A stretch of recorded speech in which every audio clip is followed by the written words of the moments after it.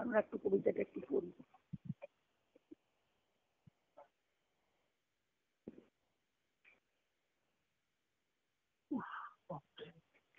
যেমন নিবেদিতা ভারত ভগিনী, এই মাকে বলছেন ভারত জননী মীরা।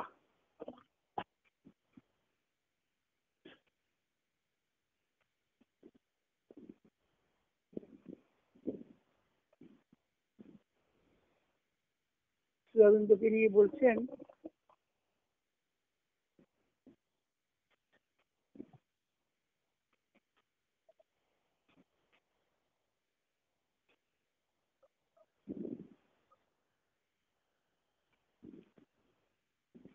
পন্ডিচেরি রুক্ষ ভূমিতে সোনালী ফসল ফলে, মৃন্ময় তনু চিন্ময় হলো, যার লীলায়িত ছলে, সেই তো মোদের মা। মায়ের সঙ্গে আজকে তো মা আর শ্রী অরবিন্দের যে 1920 সালের 24শে এপ্রিল, এটা হলো মায়ের বিজয় দিবস। মা বলেছেন যেমন 24শে নভেম্বর শ্রী অরবিন্দের সিদ্ধি দিবস, এটা হলো মায়ের বিজয় দিবস। কেন না, চেতনা হলো অভিন্ন। শ্রী অরবিন্দ এবং মায়ের চেতনা যে একই, সেটা আজকে থেকে প্রকাশ হলো। সূত্রপালক 1920 সালের 24শে এপ্রিল মা চলে এলেন শ্রী অরবিন্দের যোগে সহায়তা করতে।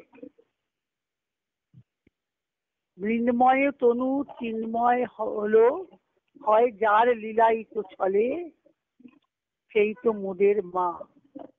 ট্রান্সফরমেশন অফ বডি, মৃন্ময় তনু, এই যে রক্ত মাংসে গড়া দিব্য দেহ হবে, এই তো শ্রী অরবিন্দের যোগ, ডিভাইন লাইফ,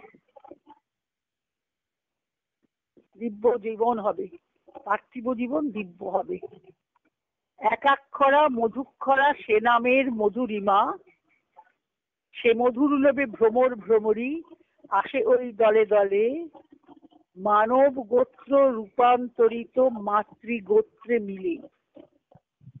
কতখানি মাকে বুঝেছেন দেখো। মানব গোত্র, মানুষ রূপান্তরিত হবে কিসে?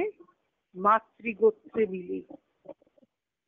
একাক্ষরা মধুক্ষরা সে নামের মহিমা মধুরিমা। মা ডাকের মধ্যে যে মাধুর্য আছে,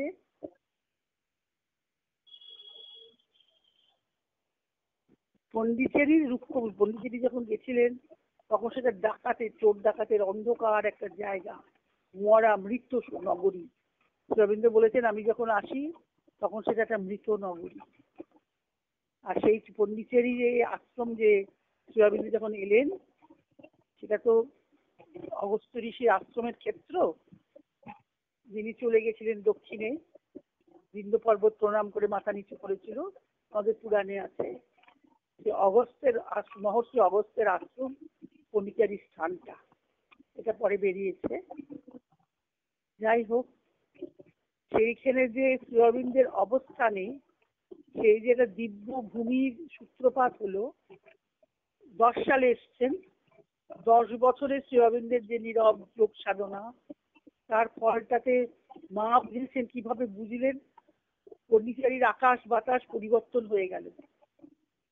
মা যখন আসছেন 20 সালে জাপান থেকে, বলছেন আমি তখন নৌকার উপরে, মানে সমুদ্রে জাহাজ থেকে নৌকা করে এগোচ্ছেন, পন্ডিচেরির তীরে আসবেন।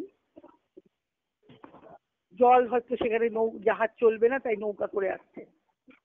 10 কিলোমিটার দূর থেকেই আমি এমন একটা দিব্য আবহাওয়ার একটা, মা তো খুব একটা অলৌকিক একটা বুদ্ধ বিদ্যায় পারদর্শিনী ছিলেন। গুরুদেব বলতেন তিনি হচ্ছেন অকাল্ট ওয়ার্ল্ডের অধীশ্বরী।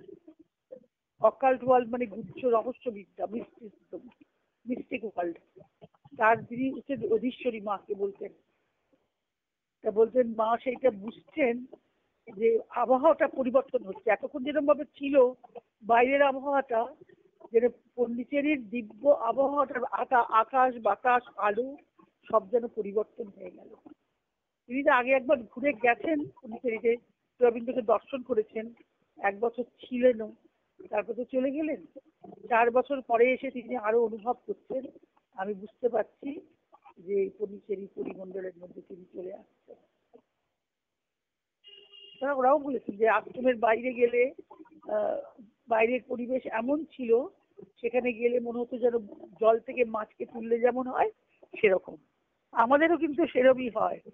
পরিবেশের বাইরে গেলে আমরা যে পরিবেশে থাকি, সেই পরিবেশটা যদি ভগবানময় যদি না হয় অন্য পরিবেশে, সেখানে আমরা টিকতে পারি না।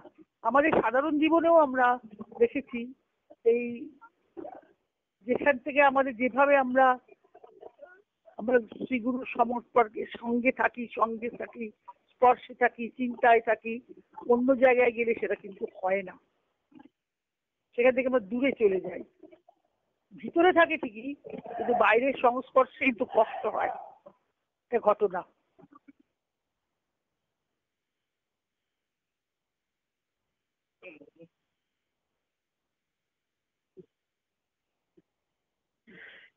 মশা কামড়াচ্ছে খুব। জয় দিয়েছেন, সারা বিশ্বের মন্থন শেষ, অখিল গরল সাগর পাই। সারা বিশ্বকে মন্থন করে যত বিষ উঠলো, যেমন সমুদ্র মন্থনের সঙ্গে উপমাটা দিয়েছেন এখানে, যে বিষটা উঠেছিল, বিষটা তো শিব ধারণ করলেন, নীলকণ্ঠ হলেন। সারা বিশ্বের মন্থন শেষ, অখিল গরল সাগর পাই। যত গরল উঠেছে সাগর থেকে মানুষের জীবনে, যে নীলকণ্ঠ একন সমাধি ক্ষীরদার রব কারণ সাই। নারায়ণের সঙ্গে তুলনা করছে। নারায়ণ হচ্ছে ক্ষীরদার নবে, ক্ষীর সমুদ্রে শুয়ে আছেন। অনন্ত শয্যায় যখন নারায়ণ থাকেন, ক্ষীরদার নব সেটাকে বলে। ক্ষীর সমুদ্রে তিনি শয়ন করে আছেন অনন্ত শয্যায়। তখন শুধু জল, আর কিছু নেই, সৃষ্টি লুপ্ত হয়ে গেছে। শ্রী অরবিন্দকে লক্ষ্য করে বলছেন উদ্দেশ্য করে, একন সমাধি ক্ষীরদার নব কারণ সাই। সমাধি আছে না ওখানে পন্ডিচেরিতে, দ্বাদশ সূর্য প্রজ্জ্বল তনু, অনুপরমাণু অমৃতময়। তোমাতে ঘুমায় সকল সৃষ্টি, সদা জাগ্রত হে চিন্ময়। দ্বাদশ সূর্য প্রজ্জ্বল তনু, একবারে সোনার মতো রং ছিল তো শ্রী অরবিন্দের।